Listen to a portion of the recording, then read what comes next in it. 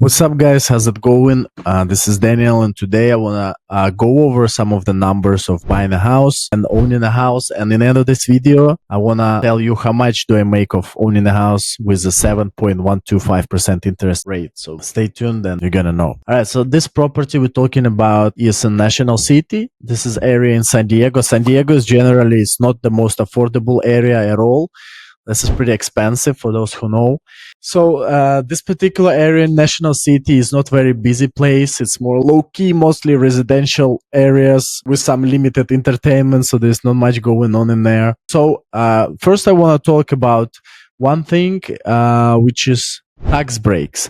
So when I was purchasing this house, I thought what is going to be a little bit more of the tax breaks, and the reality is the next. So when you buy a house, mortgage interest is only deductible, and it's limited to $750,000 loan amount. You have property taxes that are limited by $10,000, so you can only write off property taxes what's under $10,000.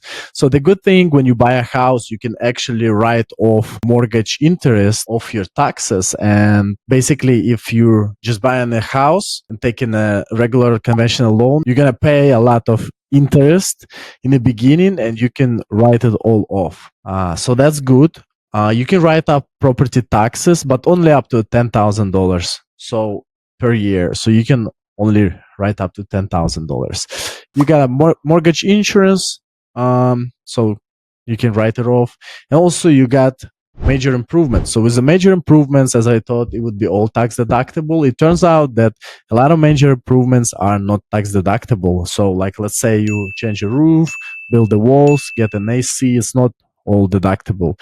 So what I thought you can do is you can buy a house basically to flip it or just to rent it out, right? You can improve it with help of the contractors or whoever's going to help you, or you even your employees sometime, and you can write off all these repairs basically, and you can rent it out and make some money. But it turns out that a lot of repairs you cannot write off, like again, roof, windows, walls, anything like a big repair, you cannot write it off at all. And only things you can write off would be very minor things like paint, landscaping, and so on. So this is a major surprise that happened. I didn't know that. Next one would be, and if you rent a house to someone, you're gonna have to pay taxes on the rental income. All right, so not only that you do not get tax write-off of the repairs, but if you rent this house to someone, you're gonna have to pay taxes on the rental income from your renters. Okay, so every time someone pays you for rent, obviously you're gonna pay taxes on that. So now the mortgage interest is not that great, and overall tax benefit is much smaller than most people expect, and it's much smaller than a lot of online gurus would hype up on the internet, saying that, okay, just buy a house, you gotta pay zero taxes next year. This is not actually the case, in particular in California. That's what I found out, so maybe that's gonna be helpful. All right, so let's go over and check the numbers. My monthly cost with a mortgage is $4,261. That's included mortgage insurance. We have property tax, $1,078. It was recently increased. You get insurance, $183 per month. Maintenance is $625 per month. I took a 1%. So the total cost of owning a house would be $6,147 per month.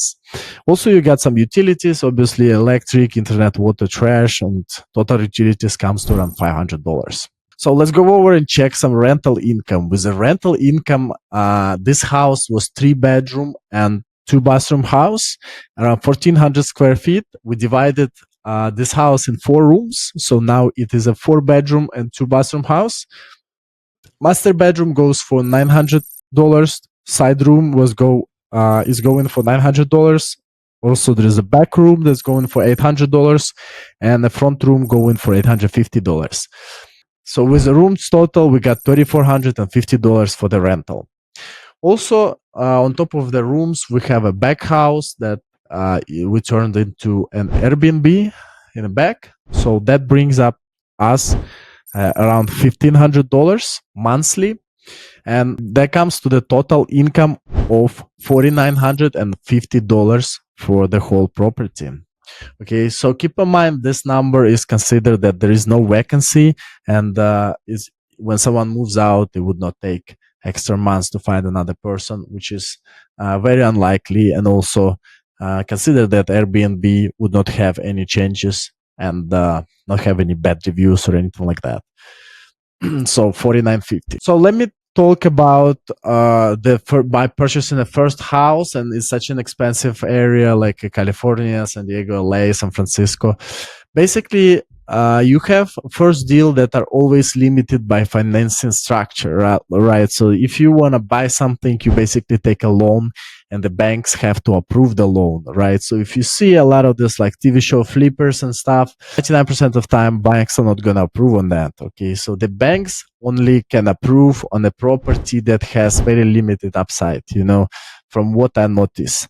So once you purchase in something first time, you can only get something that I've noticed for myself, that I was able only get something that had very limited upside if I go through the bank, because bank always have to make sure that if they make a loan, it's not some crazy place where the roof is leaking and there's there was a fire or something like that, right? They want to make sure that this is a nice place where people can live. So in case something happen, they can take back the money and use it or resell it. All right, so banks finance stable properties more easily. So from here, better deals usually come from off-market or non-traditional financing, and that will require some experience that you do not have when you're just starting out. Okay, so like let's say if you were to take over someone's loan or do something like that, you would need some experienced people to work with you or help you to do that. It's pretty difficult to do it yourself if you don't know what you're doing. All right, so let's return back to this question of how much I make with this 7% loan.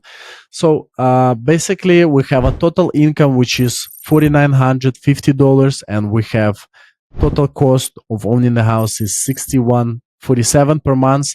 So that takes off total profit of negative $1,200 out of pocket just for owning this house.